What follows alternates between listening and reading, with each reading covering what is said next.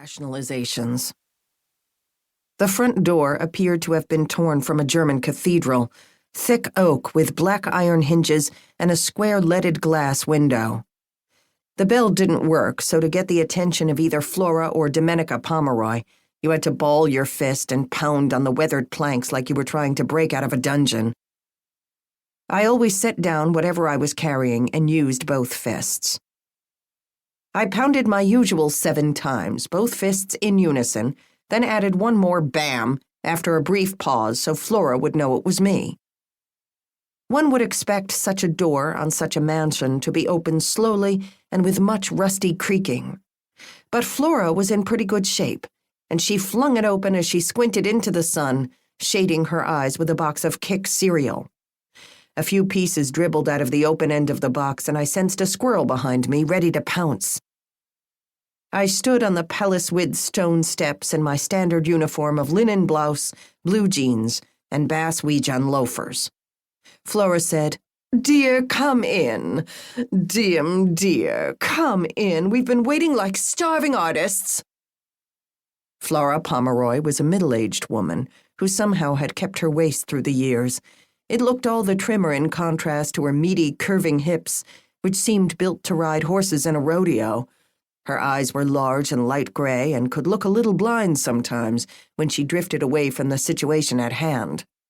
But her face had that French spareness, high cheekbones, strong chin, long, tapering nose, that communicated social competence and perhaps a readiness to be amused.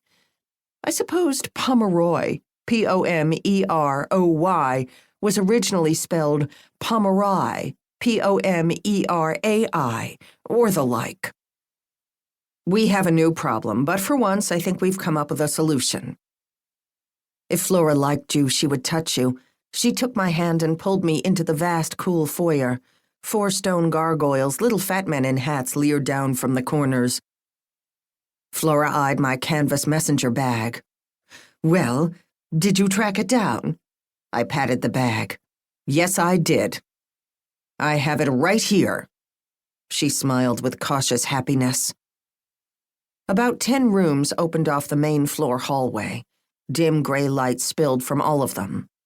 Junk littered the hallway, not low-class hoarder junk like newspapers and crates of baby clothes, but stuff like a festoon of colorful scarves on a coat hanger hooked to a chandelier, a dented globe on a gaudy stand, and about a dozen unfinished needlepoint projects, some of them left on side tables, some on the floor. For a while they'd had a nephew from Philadelphia living with them while he attended Cranbrook, so you would also come across stuff like a lacrosse stick, an old copy of Wired, a necktie draped over the back of a chair. Then there was the crap art they collected, pottery pieces with cracks and holes pretentiously built in, as well as paintings of feral-looking people that you couldn't tell whether they were meant to look that way or if they came out that way inadvertently due to a lack of skill. Flora saw me glancing at some of the stuff in the hallway. "Yeah," she said with a bit of pride. "I've been tidying." A huge staircase that widened grandly at the bottom seemed to gather us into its banister arms, and we started up. "Domenica!" Flora shouted as we ascended. "Lillian's here and—" Her shout turned musical. "I think she's brought us something." Her clear enunciation rang in the high cavern of the staircase. Domenica, Flora's mother, welcomed us into the throne room on the 3rd and topmost floor of the house. It used to be the master bedroom, but the, doubtless massive, bed had been removed and a large chair installed.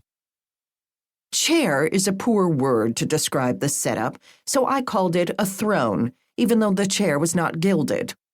It was at least 6 feet tall and made of heavy old wood, mahogany, with a carved leather back.